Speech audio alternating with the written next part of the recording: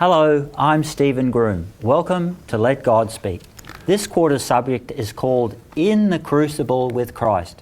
The word crucible means severe test, trial, or challenging experience. Today, we will review 3 Bible characters who have experienced the extreme heat of crucibles in their own lives, namely Abraham, Hosea, and Job, with some concluding comments from the Apostle Paul, so that we may understand why we experience crucibles in our own lives. Please join us for this important study.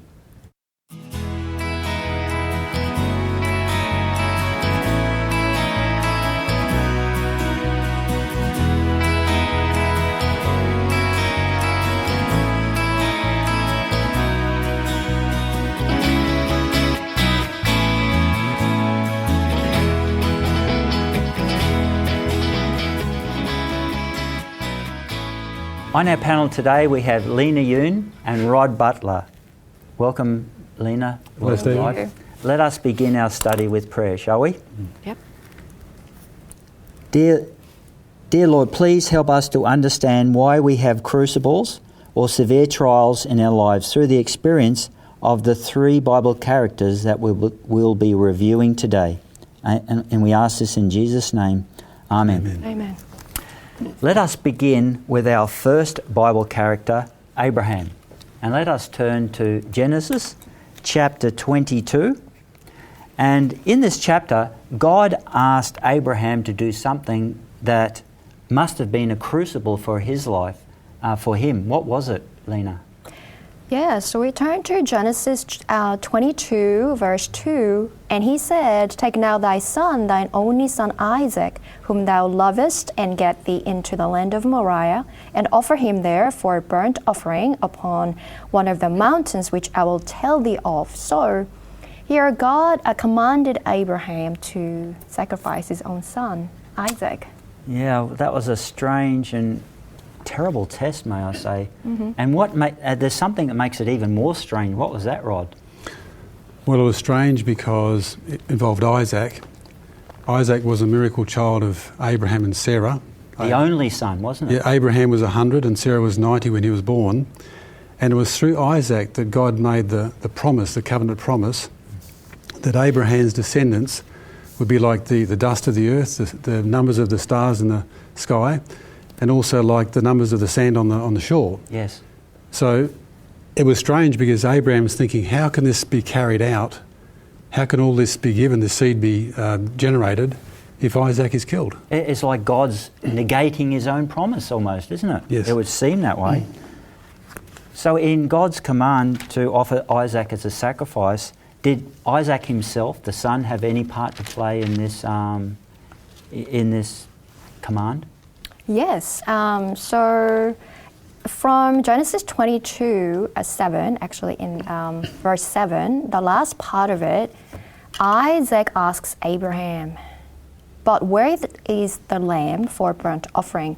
So the lamb, meaning sacrifice. So it actually tells us that Isaac was not told by his father Abraham of God's command. Of God's command, of course not. So basically, at some point during the procedure, he, might have been aware of the fact that he was to be the offering himself. That must have been a shock for him, wasn't it? Absolutely. Yeah. But if you look at here, then, although he might have been in his teens, so he was just, tall and big enough to run away, from it, but he didn't. So what we can actually learn from this story is that, how faithful Isaac was to his father and his father's God's commandment, So, we can actually see this, Isaac's absolute faith to his father. And also that's one of the things that actually we can learn, not only the faith of Abraham, but also the faith of Isaac. Yes, and considering he was the one that was going to be sacrificed Yeah. to lose his life. So continuing the story, let's go to verse 9. So they both went to the mountain in Moriah, and Abraham built an altar there. He placed the wood in order. He bound Isaac his son on the altar upon the wood, and he in verse 10 it says he stretched his hand out and he took the knife to slay his son. Rod, did he go through with the offering? No, he didn't, because if you read verse 11, which I'll read now, it says, "And the angel of the Lord called out unto him out of heaven and said, Abraham, Abraham. And he said, Here am I." So it didn't take place, but in Abraham's mind, he was absolutely about to go through with it. In his mind, he'd done it. He'd lifted the knife up. He was going to slay his son, but the angel stayed his hand. Yes, thanks for that. And so Abraham, Isaac, fully intended to go through with this command of God, and at the last minute, God stops him from doing it. For what possible reason would there have been for God asking Abraham and Isaac to go through this harrowing ordeal? Lena?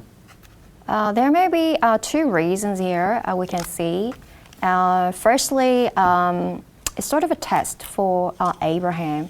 So just like God tests even each one of us as well. So, we can say how much we love God and how much we can be faithful to Him, but through our actions and works, we have to show how faithful we are to God.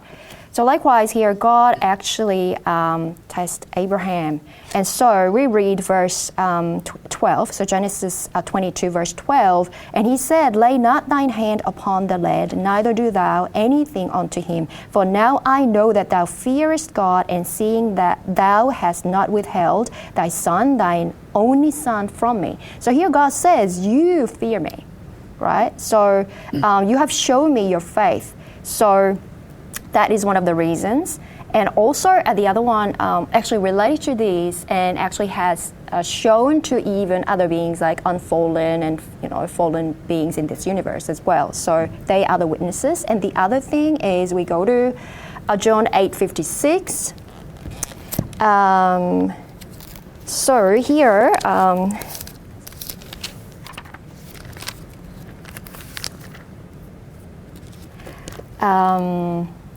so your father Abraham rejoiced to see my day, and he saw it and was glad. So that's what Jesus said here. So, what does that mean? So basically, it tells us about the redemption. So, and that's another reason, and for this as well. So basically, by Abraham having to take the life of his son, Abraham learnt to understand how God the Father felt when he had to offer his son Jesus to come to this earth and die on the cross. Yep. Is that right? Yeah, that's right. Yeah. So let us think for a moment. If the angel had not stopped the hand of Abraham from offering his son, and he actually went through with that, and Isaac died, is there any indication in the Bible that suggests if Abraham thought that God's promise of having descendants as the sand of the sea would still be followed through, right? Yes, there is. And this highlights the amazing faith that Abraham had, that God's promise would take place no matter what. If we go to Hebrews 11, the chapter in Hebrews which deals with the faith of the patriarchs and others, it talks about Abraham's faith. And if I look at verse 19, it says, "Accounting that God was able to raise him up even from the dead, from whence also he received him in a figure." So Abraham actually believed that even if the angel hadn't have stopped him doing it and he had have slain his son, God, because his promises had to take place, God would have raised Isaac from the dead. Yes. And it's really hard to imagine that much faith as a father to do that, but that's the faith that Abraham had. Yes. Yeah, very good. Yep. So let us move on to the second Bible character, and we'll move to the book of Hosea. The prophet Hosea lived in the darkest period of the history of the kingdom of Israel, just before the nation was taken captive by Assyria in about 722 BC. So as a living illustration for wayward Israel, what did Hosea have to do, Lena? Yep. Hosea was commanded by God to marry an unfaithful woman, Gomer, and who has children with Hosea and also with other men as well. And the three of the children are named Jezreel, Loruhamah, and Loami. And Gomer also runs away from Hosea, But God also calls Hosea to and go and just get her back and take her back and love her fully. So Yeah. And what did this experience teach Hosea, Rod? Well, you can imagine the emotions going through Hosea's mind. Firstly, he's instructed to marry this woman. And some commentaries say that she was a prostitute. Yeah, so he probably knew what he was getting into, but God said marry her. Yeah. And then he had to live through the experience of her actually being unfaithful and running off with other men, having children with other men, and so forth. This gave Hosea insight, because we have in chapter 2 of Hosea how God sort of says how Israel is analogous to Gomer. Israel ran off with other nations, forming leagues with other nations, worshipping their gods, being unfaithful to Yahweh, to the God of Israel. Yes. And Hosea got to experience in really, really a hard way what God was going through with Israel being unfaithful with the other nations. It was a test. It must have been a crucible for him as well, wouldn't it? Yeah. However, what tactics did God say to use for Hosea to bring Gomer back, and for how to bring Israel back to God's favour, Lena? Yeah, so let's turn to Hosea chapter 2, verse 2. So plead with your mother, plead, for she is not my wife, neither am I her husband. Let her therefore put away her whoredoms out of her sight, and her adulteries from between her breasts. So the method that God actually is using here, very interesting, the names of the children of Hosea. So you think about it, every time you call their names, and the meaning of their names is very unfortunate, as you all know. And just to remind, and not only Hosea, but everyone around him, of upcoming judgment and exile of Israelites. So for example, the names of the three sons here, Jezreel, meaning scattered. So it also reminds people that Israel would be soon scattered by the Assyrian army soon.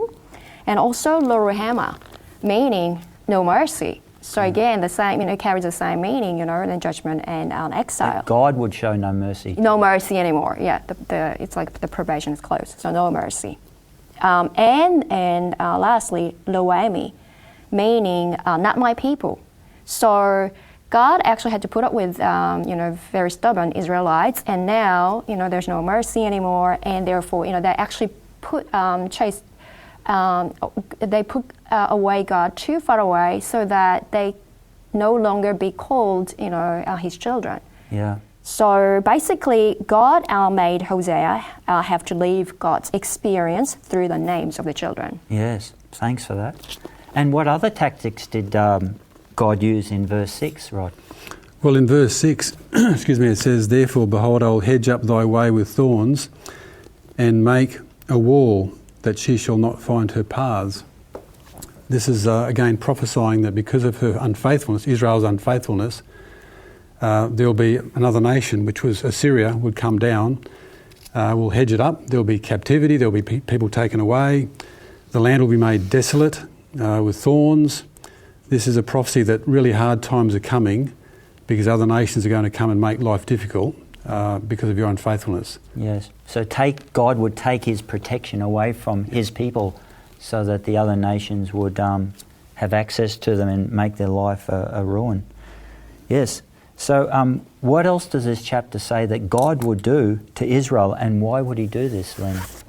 Okay, let's go to Hosea chapter 2, verse 8 and 9. "For she did not know that I gave her corn and wine and oil, and multiplied her silver and gold, which they prepared for Baal. Therefore will I return and take away my corn in the time thereof, and my wine in the season thereof, will recover my wool and my flax given to cover her nakedness."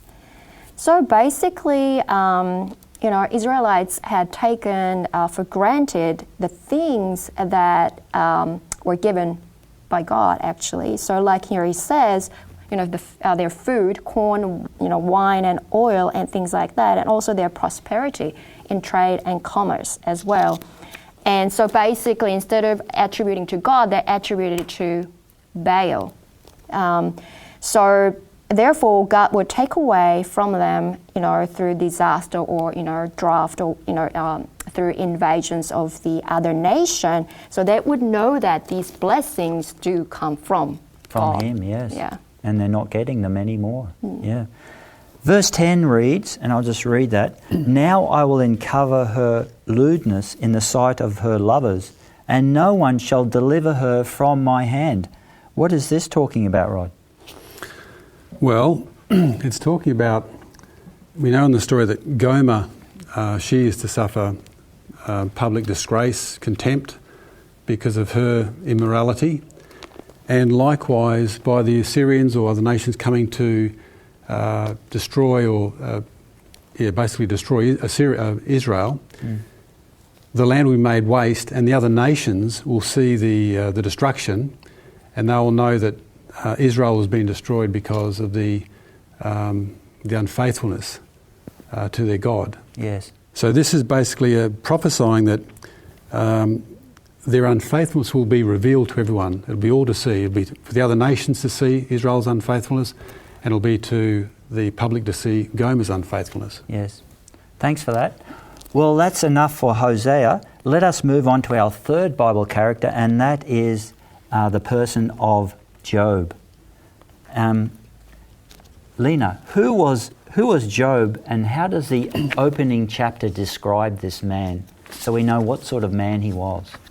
Yeah, the opening chapter, which is chapter 1, describes him as being a perfect and upright. In a couple of verses, mentioned, Job being perfect and upright. So verse 1 even, and 8, and verse 2 and 3 as well. So, and also not only that, and he fears God, of course, and also departs from evil. Yeah. Yeah, King James says... That was chapter 2, verse 3. Yeah, yep. And also, he was a very successful man, and very wealthy man as well here. So having 7,000 sheep, 3,000 camels, 500 yoke of oxen, and 500 female asses. And also the other thing about Job, and also he was a very good father, having 7 sons and 3 daughters. And also he offered offerings every day. Each morning he woke up early, just make sure they are okay with God. So also shows that he has a very, very close relationship with God as well. Yes. So here we have a picture of a godly man. And all of a sudden, there is a change of location from earth to heaven. In Job, in verses 6 to 12 of chapter 1, where there is a meeting between the sons of God and Satan, who is there to representing earth. What did the Lord first say to Satan to refute? Because Satan says, when they asked Satan, where have you come from? He said, I've come from roaming to and fro upon the earth. That's a Hebrew expression meaning, this is my land. And so what did the Lord first say to refute this statement from Satan that he owned the earth? Rod? Well, if I can read Job chapter 1 and verse 8, and it says, "And the Lord said unto Satan, Hast thou considered my servant Job? And there is none like him in the earth, a perfect and upright man, one that feareth God and escheweth evil."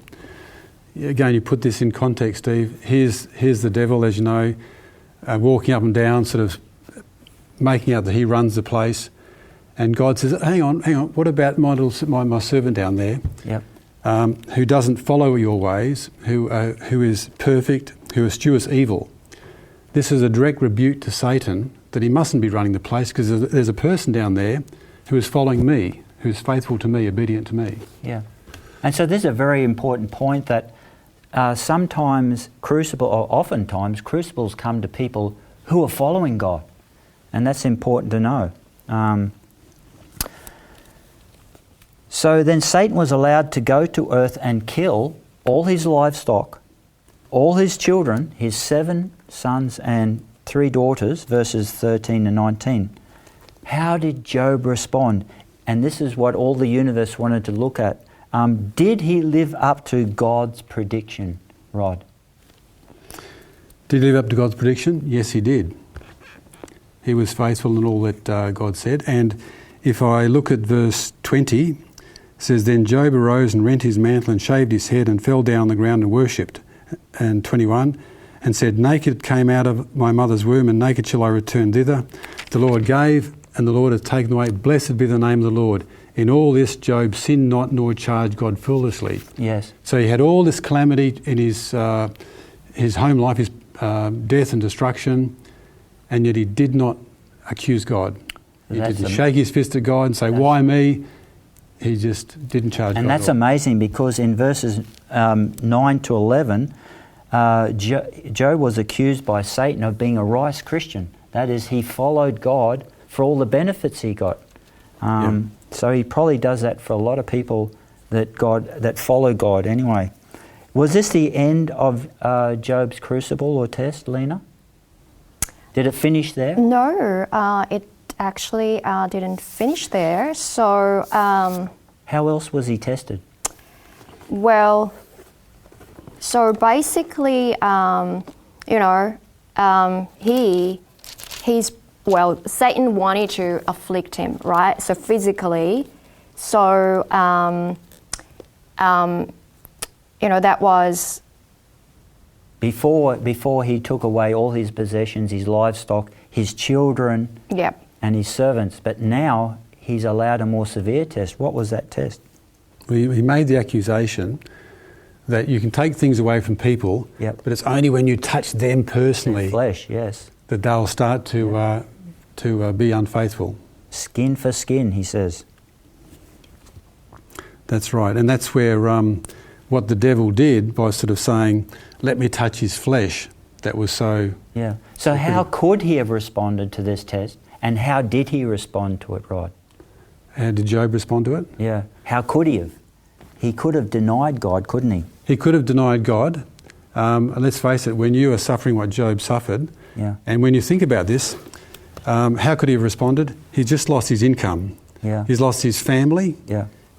Even his wife doesn't want to know about him Told anymore. him to curse God and die. Yeah. And now he's just draped in sores from head to toe. Yes. Everything's been taken away from him. Every single thing. He's got sitting no in a junk heap.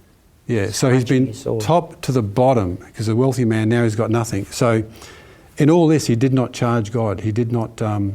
He certainly didn't like his circumstances, but he was faithful. And this is where the crucible again is really comes to play. Some people will go so far, but if you do something, everyone seems to have something which they're very sensitive about, and if you touch that, then they arc up. But in this particular case, God allowed Satan to touch everything Job had, and he was still faithful. Yes. I know many people who consider the book of Job to be their favourite book of the Bible for the very reason of the crucible that he went through. I know people who've rejected God because they've lost one child. And here is a man who's lost 10 children, and he remains faithful. There was one more thing, Steve, which is important to remember. When we are really down, when we're having suffering, we like to be comforted. And back then, the prevailing view was that if bad things were happening to you, you must be a really bad sinner.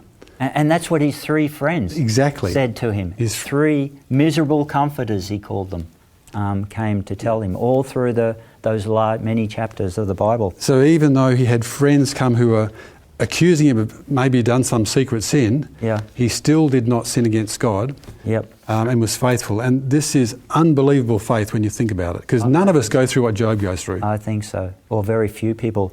So what is the lesson we can get from this amazing experience from Job as revealed in the Old Testament book of Job, Lena? Yeah, so let's turn to Romans 8, 28. It's a very familiar text. And we know that all things work together for good to them that love God, to them who are called according to his purpose. So all things are not good, are they? As in Job's case, as in Hosea's case, as in Abraham's case? That's right. We also can experience both good and bad things, not just only good, because here clearly states that, God says, all things work together at the end for good. That is the crucial part of it. So whatever happens to us, even, no matter how difficult trials we are going through and sufferings we go through, then, here it says, even, the extreme heat that actually the lesson actually brings out, we still have to be very faithful as God is faithful to us. Just because of our faith, because we stand up for our truth, then that is the key. Stephen, when we're suffering calamity, we're suffering trial, hardship, whatever it is, bad disease, we have to, Romans 8:28, do we believe it or don't we? It says all things, both the good and the bad. So if we're suffering terrible circumstances, bad things, we have to believe that those things somehow God's going to turn into good. Yes. It takes a lot of faith. You've got to dig really deep to believe that. Yeah. But that gives you comfort to know that it doesn't matter how bad things get, somehow God's going to turn this into something good. And it's important to also remember that we want to make a comfortable life for ourselves on earth. But God's goal is to prepare us for heaven. And so these crucibles are designed to prepare us for heaven in that way. The Apostle Paul is another person who endured suffering more than most people. And because of this, what did Paul say is the reason for crucible or suffering, Rod? Well, I love this. I'll just read it. 2 Corinthians chapter 1 and verse 4, it says, talking about tribulation, who comforted us in all our tribulation, that we may be able to comfort them which are in any trouble by the comfort wherewith we ourselves are comforted by God. When we go through hardship, we, from first-hand experience, can help others when they go through hardship. Thank you. Yeah, that's good. And did Paul mention his sufferings to make us feel sorry for him, Lena? No, not at all. Actually, they are for us to know that even when we are in the depths of trials, God can still intervene for us. What we can do, we have to trust in the Lord and be faithful no matter what happens, what the cost is. That's the lesson that we really have to learn. Thank you, Lena. Thank you, Rod, for joining us Thanks, today. Stephen. That's all we have time for. We can summarise what we have learned about the extreme heat of God's crucible in 3 ways. First, God's extreme heat is not to destroy us, but our sin. Second, God's extreme heat is not to make us miserable, but to make us pure, as we were created to be. Third, God's care for us through all things is constant and tender. He will never leave us alone, no matter what happens to us. We are glad you joined us today on Let God Speak. If you want to watch this program again, or any of the past programs, they can be found on our website, 3abnaustralia.org.au.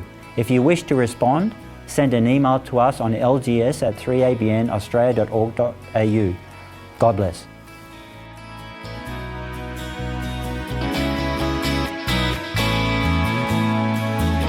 You have been listening to Let God Speak, a production of 3ABN Australia Television. To catch up on past programs, please visit 3abnaustralia.org.au. Call us in Australia on 02 4973 3456 or email radio@3abnaustralia.org.au. We'd love to hear from you.